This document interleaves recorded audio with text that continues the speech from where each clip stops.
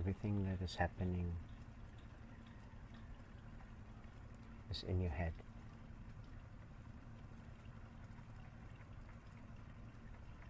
When you are in your head,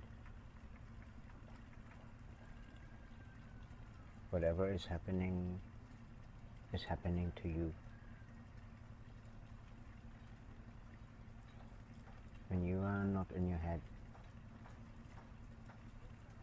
the head, you, and the happening is not happening.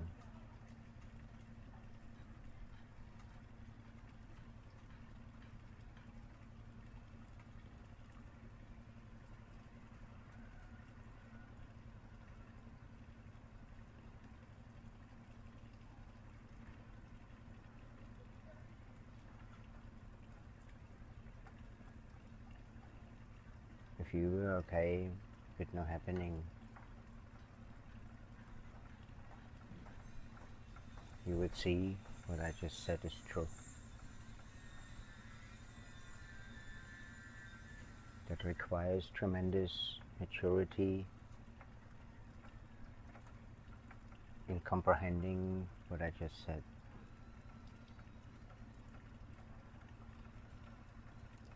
If you like, you can try to comprehend that line in your head. It is then like for you double amount of delusion, because you can't get out of it, you can't comprehend it.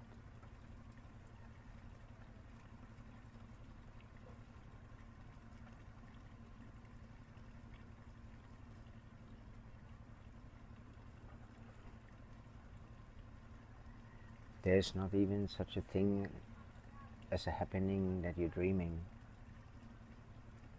You in fact don't even exist. When would you like me to begin to teach you some of that? Where would you like me to put that? In your head?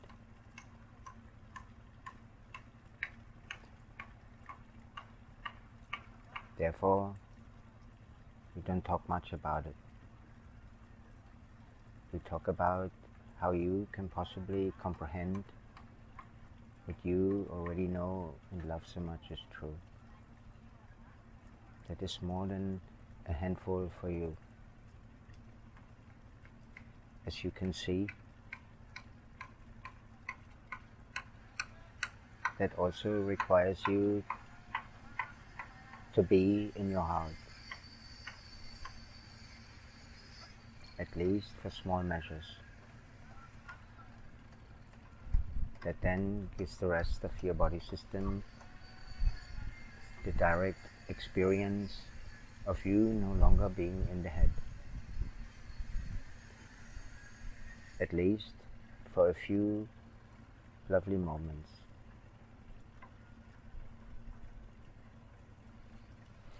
Those few lovely moments are supposed to give you enough nurture for the next 6 to 8 hours spell of you going back into your head,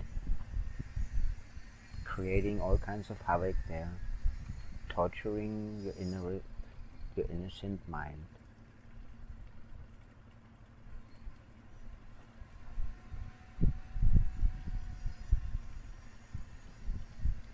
I do not know why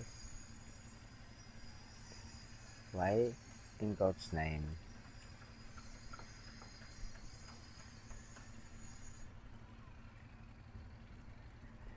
you have lovely awakenings,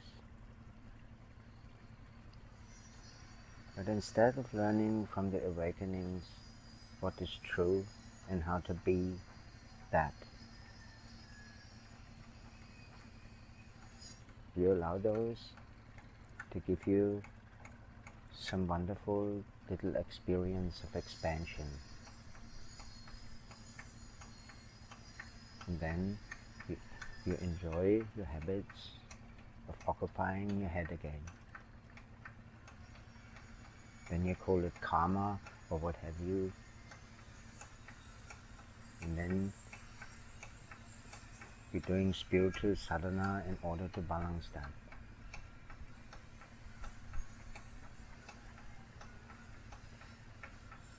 Instead, you could just stay in your heart and be okay with nothing.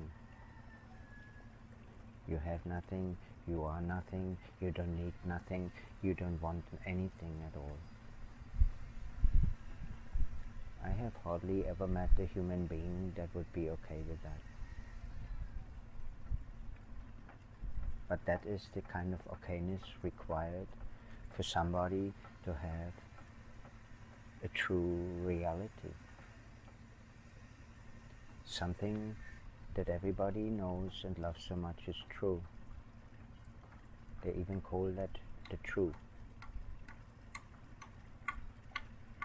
They know what is true. But they, like you, have very little consideration to try to figure out how to be that.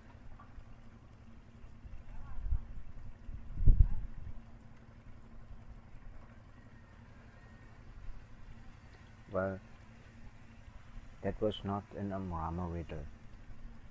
I very plainly just explained to you how to. Now, with the devotion that you have in trusting my teachings, it is easy.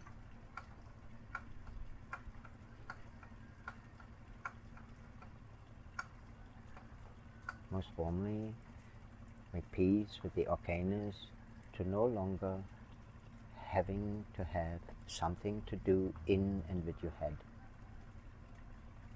Let all your headaches remind you what the pain is that you cause to your head. Stay out of the head and you will slowly recognize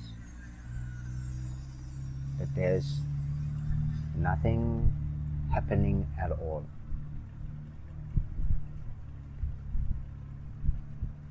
If you do embark on that trial, I highly recommend you better have a good rain check with your love for okayness. Because if you do happen to see clearly, if you do happen to have the grace to have consciousness replacing your rather non-so-true seeing, if by grace consciousness allows you one little glimpse of true seeing, and you happen to see that what I spoke is true,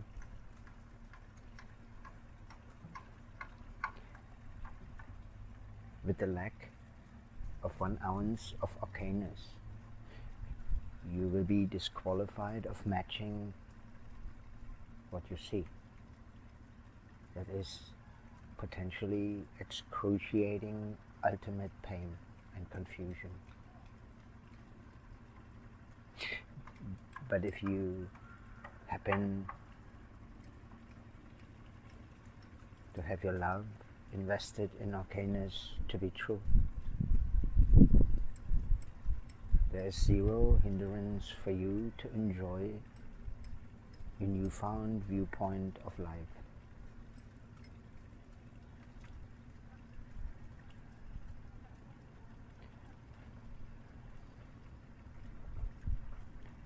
All this is not difficult to grasp. It is simple and kind to comprehend what I just said. What you make out of that in your head, it is entirely not up to me. I put my blessings and my prayers so you can enjoy comprehending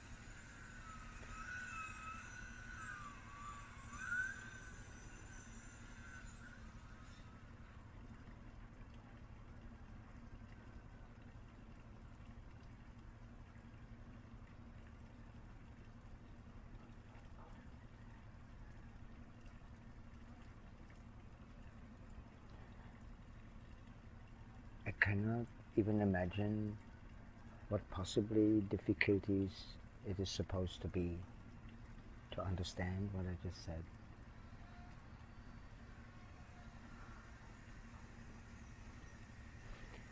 Since it is so easy to understand what I just said, why don't you let the ease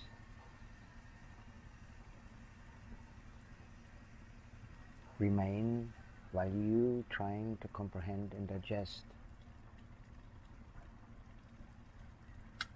Ease doesn't exist while you in the head. But you figured already out where it is easy, in the heart. Anything and everything that I share with you is a nuisance for you in the head, and gold for you in the heart.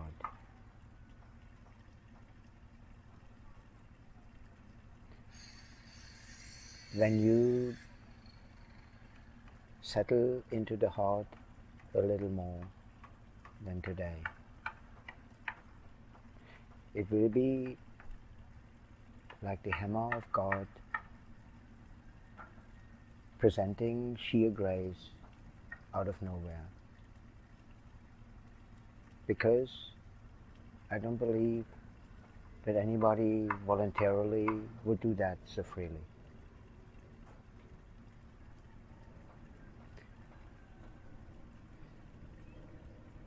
That's why there's emphasis on the grace factor on this spiritual journey.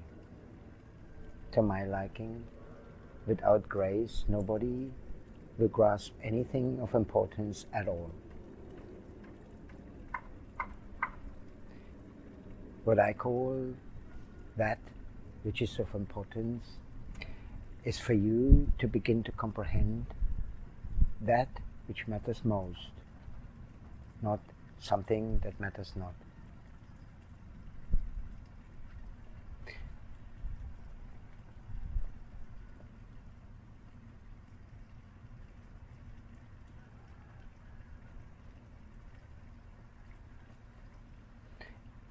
So it's easy. Complication is only for the lover of the head.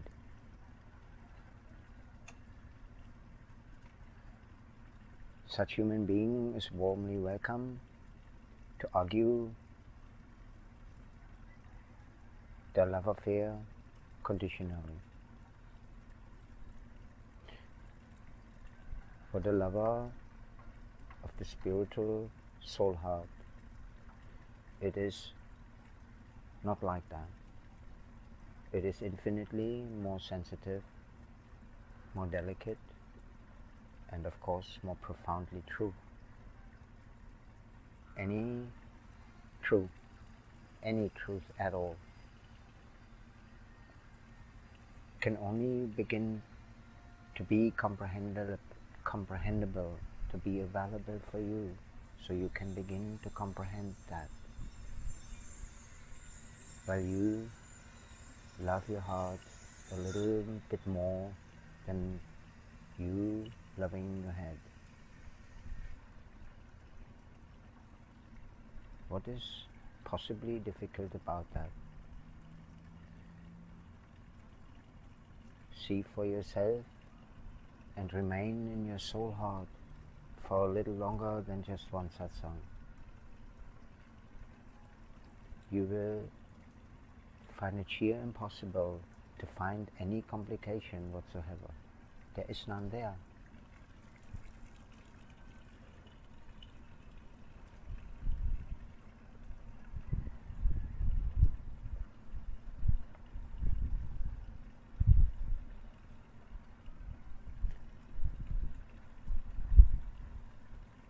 This concludes this discourse. Anything that you perceive as a happening is in your head.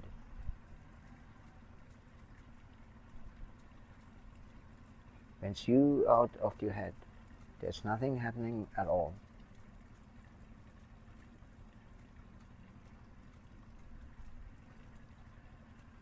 Which then, of course, is an introduction to you, to peace and relaxedness, pretty much that which you're looking for. None of this exists in your head.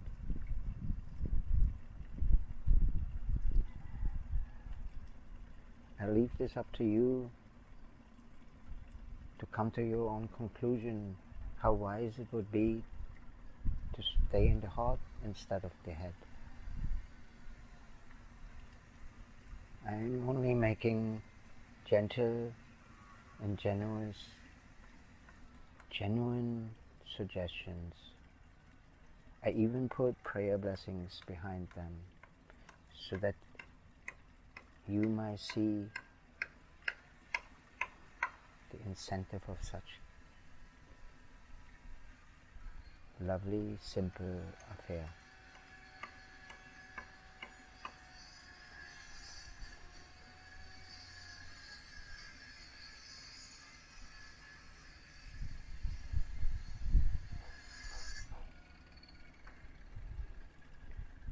Om Shanti Shanti